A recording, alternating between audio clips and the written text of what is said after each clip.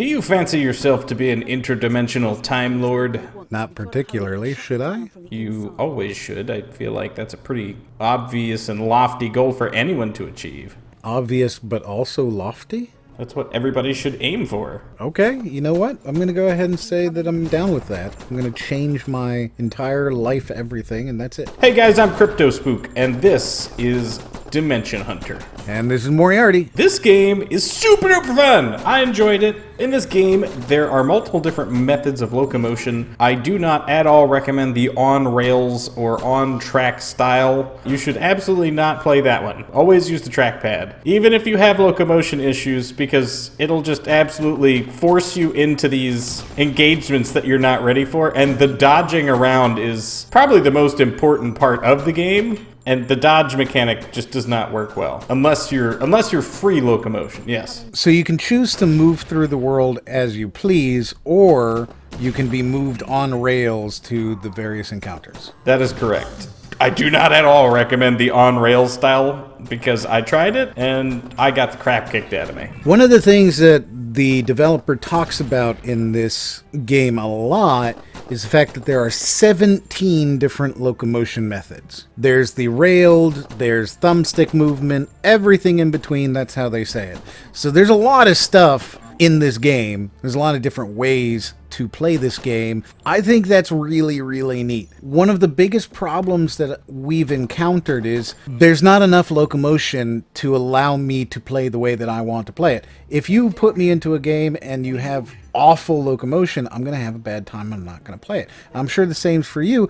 Crypto, you hate teleport. If you're in a game that is exclusively teleport, you're going to have a bad time. I very, very much so prefer freedom of movement. I don't like being forced to hop around unless it makes sense to do. I like to have it as an option. I like to use it if I don't want to go somewhere, then I can just instead of, pressing on the D-pad, I can click it.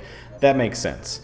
But if you're going to tell me that I can't do something, then no. If you force me to do it, I'm going to have a bad time. How's that sound? It's neat that they have that. I think that's very cool. Now, this is a game from a company called Pocket Money. I was totally blown away by that studio for making this because we've played 2 of their other games. And they're nothing like this. Not even a little bit. Now, we have to say, it's not that they're bad games, but they're definitely more arcadey style of games. One is called Wacky Wings, which is where you kind of control a plane that you're moving back and forth. Crypto didn't particularly like that. I thought it was super neat and fun and whimsical. The other game they did was Harry the Hamster Handler, which is essentially Lemmings, and you do it from standing in one position and moving blocks back and forth. It's really not a shooter. This is by far their most ambitious project that we've seen, and we like it a lot so far. Very, very interesting that we're seeing that from a developer who has done these kind of arcadey style games in the past. They stepped completely outside of their wheelhouse on this game. We were very interested in this title immediately because it's so artistically different while also being somewhat mechanically familiar. The art style, having all this red and grays and things like that, it has been already referred to as Sin City-esque, which I think I can see that personally. It's definitely got a comic book kind of feel to it.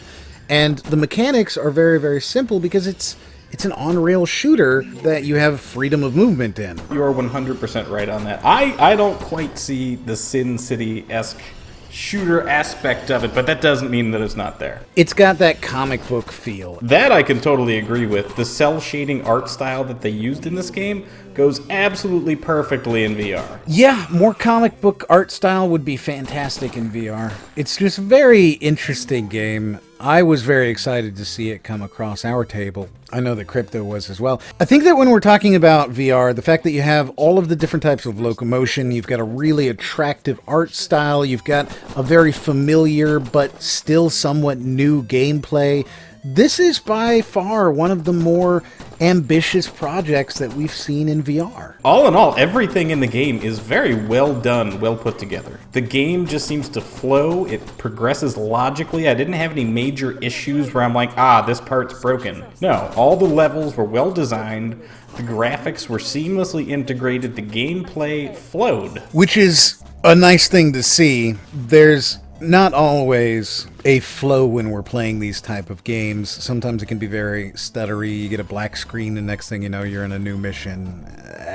Kind of pulls you out of it. You're in the most immersive thing you've ever done. It should feel immersive and feel organic as you're going through it. One of the things that I think is pretty interesting about this game, and maybe you didn't see it because I didn't hear you remark on it, all of the robots that you fight have a name. They do? And those names are the top 100 players in the game. I had no idea. I didn't even notice they had names. So if you're number one on the leaderboard, you're one of the bosses, as it were. That's awesome. That makes me really want to get the top 100 at that point. So there's a lot of neat stuff in this. It's a very, very ambitious project. That's really what I think it comes down to when we're talking about this game, is it's ambitious. It's not only ambitious, it's very well done. I do not have any legitimate complaints about this game. Is that an issue? We're critics. What are we supposed to say? You know, I think if that's what it is, that's what it is. I don't have any complaints about it either. Oh, one of the things you always used to complain about also was voice acting, and I thought the voice acting in this was actually pretty good. So it has voice acting and it does it well.